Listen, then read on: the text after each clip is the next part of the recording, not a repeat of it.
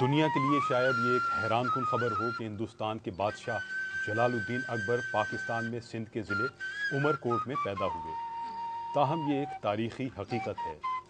जब शेरशाह सूरी ने मुगलिया सल्तनत के फरमारवा हुमायूं बादशाह को शिकस्त देकर हिंदुस्तान पर कब्जा कर लिया तो हुमायूं बादशाह ईरान जाते हुए उमरकोट में कुछ अरसे के लिए क़याम पजीर हुए।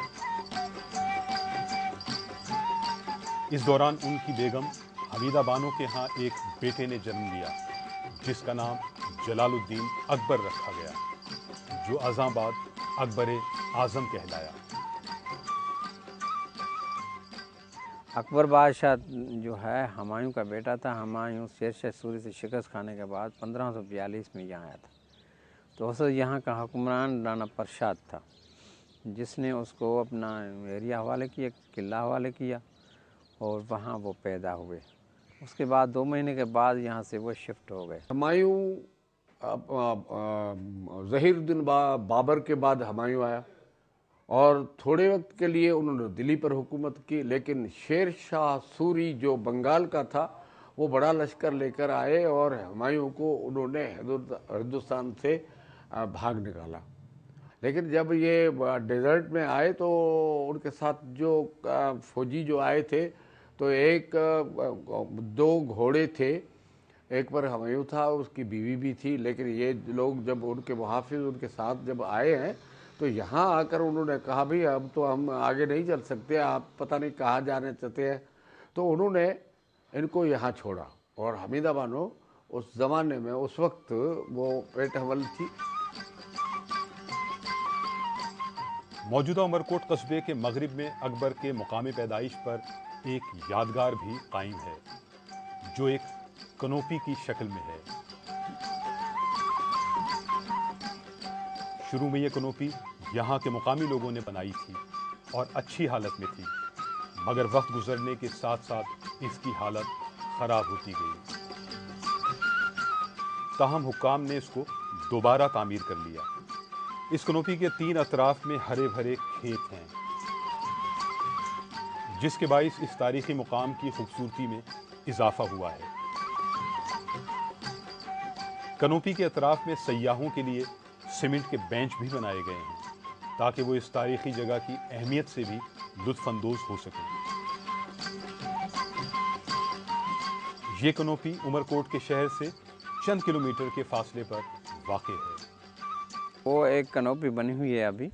ये पहले क्या है कि यहाँ के आड़ी में सैयद हैं, उन्होंने यहाँ इनकी जो है वो कनोपी पहले उस बर्थ प्लेस पे बनाई थी, लेकिन बाद में वो ज़बून हाल हो गई तो यहाँ के आर्मी वालों ने, बलोच रेजिमेंट वालों ने यहाँ उनकी दोबारा रिपेयर करके नई तरह से बना दी है। मौजूदा उमरकोट के हुक्मरान उन दिनों राना प्रसाद थे, जिनका ताल्लुक एक राजपूत कबीले से था। जब हुमायूं बादशाह अपनी बीवी और चंद महाफिजों के साथ उमरकोट आए तो राजपूत हुक्मरान ने उनका भरपूर इस्तकबाल किया और उनकी मेहमान नवाजी में कोई कसर न छोड़ी। यहाँ के राजपूत थे जो उमरकोट में बसते थे, उन राजपूतों ने हुमायूं की मरहबा की। वो यहाँ से डेजर्ट के रास्ते से आए, उसकी बीवी का नाम हमीदा बानो थी। वो हमीदा बानो ईरान की थी, तो ये अब ईरान जा रहे थे। हुमायूं बादशाह एक बार फिर हिंदुस्तान पर कब्जा करने में कामयाब हो गए। इसके बाद एक तवील अरसे तक मुगल बादशाहों ने हिंदुस्तान पर बादशाहत की। फिर मुगलों की सल्तनत का खात्मा अंग्रेज़ों ने किया, जिन्होंने आखिरी मुगल बादशाह बहादुर शाह जफर को गिरफ्तार करके रंगून की कैद में रखा। रिकैप्चर जब की तो उसके बाद फिर ये इनकी मुगलों की हुकूमत आगे चली तो उसके बाद अकबर बादशाह का टर्न आया तो वो बादशाह हो गए और फिर काफ़ी वक्त रहे। और अकबर बादशाह ने जोधबाई से शादी किया। जोधबाई जयपुर के महाराजा की बहन थी। फिर उसमें से शाहजहां से जहांगीर हुआ, जैसे आगे बड़ा औरंगज़ेब तक आखिरी बादशाह जो मुग़ल था वो था ज़फ़र बहादुर शाह ज़फ़र। वो शायर था तो उसको उससे अंग्रेज़ों ने ये हुकूमत छीन ली अंग्रेज़ों ने पहले, अंग्रेज़ तो ऐसे आए थे यहाँ हिंदुस्तान में व्यापार के लिहाज से, कंपनी ईस्ट इंडिया कंपनी आई थी, उसने व्यापार के लिहाज से, फिर लोग व्यापार से हो गए हुक्मरान हो गए तो उन्होंने इसको जफ़र शाह को ले जाके रंगून में कैद किया था, रंगून बर्मा में, रंगून में कैद किया। तो उस वक्त जफ़र शाह ने अपने कलाम में उसमें एक ऐसा लिखा था कि कितना बदनसीब है ज़फ़र जो कब्र के लिए 2 गज़ ज़मीन भी ना मिली। यानी उसका मकसद था कि मैं मरता तो यहीं हिंदुस्तान की ज़मीन पे और हिंदुस्तान में मुझे कब्र मिलती तो ठीक है, वो नहीं मिली तो उसको वहाँ मर गया, रंगून में ही, कैद में ही मर गया।